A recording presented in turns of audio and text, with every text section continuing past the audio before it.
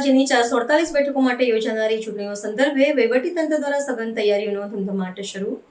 Electronic મતદાન યંત્રોની પ્રથમ સ્તરીય ચકાસણીનો પ્રારંભ કરાયો. કચ્છ જિલ્લામાં સ્થાનિક સ્વરાજ્યની ચૂંટણીઓની સત્તાવાર જાહેરાત થતાં જે ચૂંટણી પંચ અને સ્થાનિક વહીવટીતંત્ર દ્વારા સંપૂર્ણ વ્યવસ્થાઓને સુસજ્જ કરી તૈયારીઓ તેજ કરી દેવામાં આવી છે. મતદાન પ્રક્રિયાને ક્ષતિરહિત અને પારદર્શક બનાવવાના ઉદ્દેશ્યથી ભુજ ખાતે આવેલી ઇજનેરી મહાવિદ્યાલયમાં ઇલેક્ટ્રોનિક મતદાન યંત્રોની પ્રથમ સ્તરીય ચકાસણીની અંતિમ મહત્વપૂર્ણ કામગીરીનો વિધિવત પ્રારંભ કરવામાં આવ્યો હતો.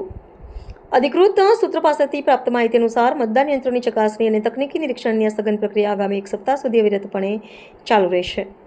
સમગ્ર કચ્છ જિલ્લામાં આગામી સમયમાં કુલ 448 બેઠકો માટે લોકતાંત્રિક જંગ ખેલાશે.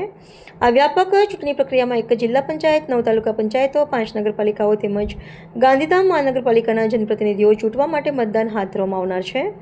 આટલા વિશાળ ફલક પર યોજાનારી ચૂંટણીઓને અનુલક્ષીને જિલ્લા ચૂંટણી અધિકારી અને વહીવટીતંત્ર દ્વારા કોઈપણ પ્રકારની વહીવટી કચાશ ન રહે તે માટે ઝીણવટભર્યું આયોજન કરવામાં આવ્યું છે. મતદાન મથકોની પ્રાથમિક વ્યવસ્થાથી લઈને સુરક્ષાકર્મીઓની ફાળવણી અને મતદાન સામગ્રીના વિતરણ સુધીની તમામ પ્રક્રિયાઓને હાલ આખરી ઓપ આપવામાં આવી રહ્યો છે. તંત્રનો મુખ્ય ઉદ્દેશ્ય આગામી ચૂંટણીઓને સંપૂર્ણપણે શાંતિપૂર્ણ, ન્યાયી અને ભયમુક્ત વાતાવરણમાં સંપન્ન કરવાનો છે.